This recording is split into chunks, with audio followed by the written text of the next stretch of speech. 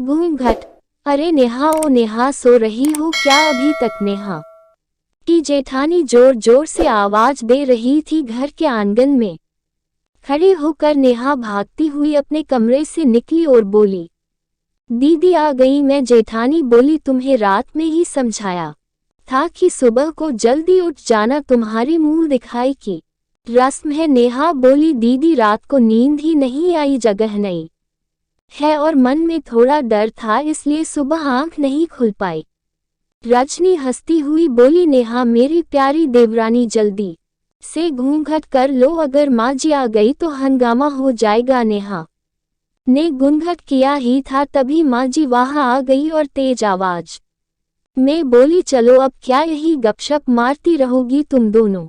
उन्होंने चलना शुरू ही किया था तभी माँ जी ने रजनी के कंधे पर हाथ रखा और बोली, पता है ना कहाँ से जाना है और कैसे जाना है? माँ जी ने बोला कि जब भी कोई बड़ा तुम्हारे सामने खड़ा हो तो हमेशा घूंघट में ही रहना है और बड़ों के सामने बहुत कम आना है, बिना घूंघट के तो कभी बाहर नहीं आना है। रजनी कुछ बोली ही नहीं, बस अपना सर हिला कर हाँ में इशारा कर दिया। नेहा ने भी बस अपना सर हाँ में हिलाया।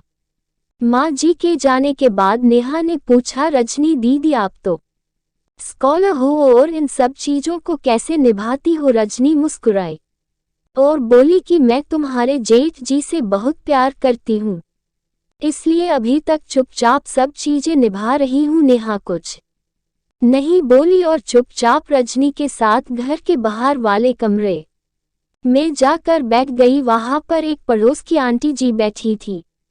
वो बोली कि यह कैसी बहू आई है, ससुर जी सामने खड़े हैं और ये यहाँ बैठी है। नेहा को कुछ समझ ही नहीं आया। रजनी बोली कि आंटी जी अभी नई बहू है, यहाँ के रीति रिवाज सीखने में थोड़ा समय तो लगेगा। रजनी नेहा को वहां से उठाकर नेहा के कमरे में छोड़ आती है। 6 महीने यूं ही छोटी छोटी चीजों में बीत गए। फिर एक दिन नेहा राहुल के साथ साड़ी लेने गई। राहुल का फोन आया और वो दुकान से बाहर बात करने चला गया। साड़ी की दुकान पर निश्चिंत होकर साड़ियां देख रही थी, तभी पास में बैठे हुए अंकल जी खान से एक बार फिर 2 बार फिर 3 बार नेहा ने साड़ी वाले भैया से बोली, भैया इन अंकल जी को पानी दे दो, बहुत खांसी हो रही है इन्हें।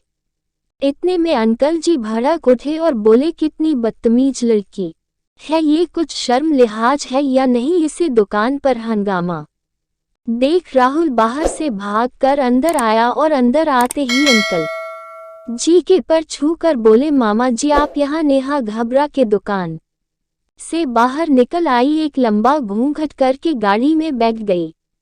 राहुल बाहर आया और गाड़ी में बैठकर गाड़ी बहुत तेज चलाने लगा। हम घर पहुंचे ही थे तभी माँ जी जोर जोर से चिल्लाते हुए बाहर आई, देखो आ गई ये रानी साहिबा, खानदान की इज्जत मिट्टी में मिलाकर। तभी रजनी आई और बोली, माँ जी मेरे शादी को 6 साल हो गए हैं, मैं अभी तक मामा जी को नहीं जानती। ये कैसे जानेगी? माँ जी जोर से चिल्लाई, देखो कैसे चपड़ चपड़ जबान चल रही है इस रजनी की भी। राहुल सबकी बात काटते हुए बोले कि माँ ये दोनों सही बोल रही है, अगर ये हमेशा घूंघट करके रहती है तो ये मामा जी को कैसे पहचानेगी?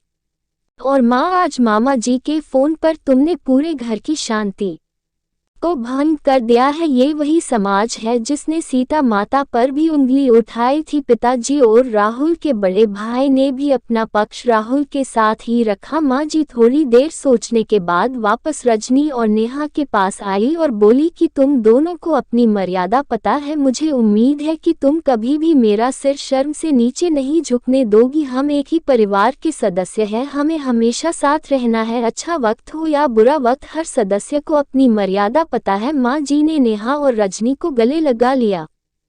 उम्मीद करती हूँ कि आपको ये घूंघट हिंदी कहानी जरूर पसंद आई होगी। आपको कैसी लगी ये कहानी हमें कमेंट्स बॉक्स में कमेंट करके जरूर बताएं और लाइक शेयर सब्सक्राइब करना न भूलें।